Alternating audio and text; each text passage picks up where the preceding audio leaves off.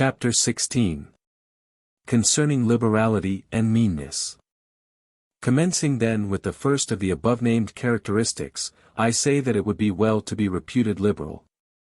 Nevertheless, liberality exercised in a way that does not bring you the reputation for it, injures you, for if one exercises it honestly and as it should be exercised, it may not become known, and you will not avoid the reproach of its opposite.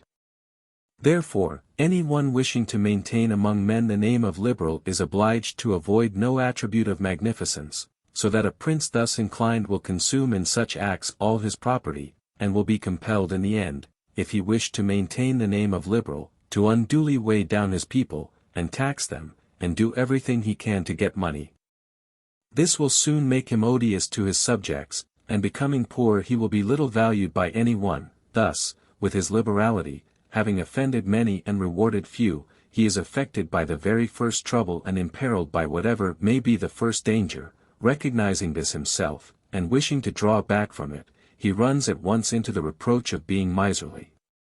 Therefore, a prince, not being able to exercise this virtue of liberality in such a way that it is recognized, except to his cost, if he is wise he ought not to fear the reputation of being mean, for in time he will come to be more considered than if liberal, seeing that with his economy his revenues are enough, that he can defend himself against all attacks, and is able to engage in enterprises without burdening his people. Thus it comes to pass that he exercises liberality towards all from whom he does not take, who are numberless, and meanness towards those to whom he does not give, who are few. We have not seen great things done in our time except by those who have been considered mean, the rest have failed. Pope Julius II was assisted in reaching the papacy by a reputation for liberality, yet he did not strive afterwards to keep it up, when he made war on the King of France, and he made many wars without imposing any extraordinary tax on his subjects, for he supplied his additional expenses out of his long thriftiness. The present King of Spain would not have undertaken or conquered in so many enterprises if he had been reputed liberal. A prince, therefore, provided that he has not to rob his subjects, that he can defend himself, that he does not become poor and abject, that he is not forced to become rapacious, ought to hold of little account or reputation for being mean, for it is one of those vices which will enable him to govern. And if any one should say, Caesar obtained empire by liberality, and many others have reached the highest positions by having been liberal, and by being considered so, I answer, either you are a prince in fact, or in a way to become one. In the first case this liberality is dangerous, in the second it is very necessary to be considered liberal, and Caesar was one of those who wished to become preeminent in Rome, but if he had survived after becoming so, and had not moderated his expenses, he would have destroyed his government.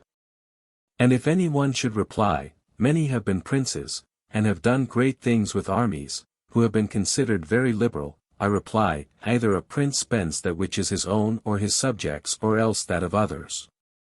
In the first case he ought to be sparing, in the second he ought not to neglect any opportunity for liberality.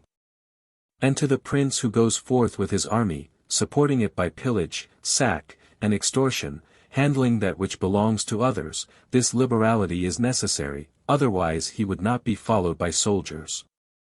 And of that which is neither yours nor your subjects you can be a ready giver, as were Cyrus, Caesar, and Alexander, because it does not take away your reputation if you squander that of others, but adds to it. It is only squandering your own that injures you. And there is nothing wastes so rapidly as liberality, for even whilst you exercise it you lose the power to do so, and so become either poor or despised, or else, in avoiding poverty, rapacious and hated. And a prince should guard himself, above all things, against being despised and hated, and liberality leads you to both. Therefore it is wiser to have a reputation for meanness which brings reproach without hatred, than to be compelled through seeking a reputation for liberality to incur a name for rapacity which begets reproach with hatred.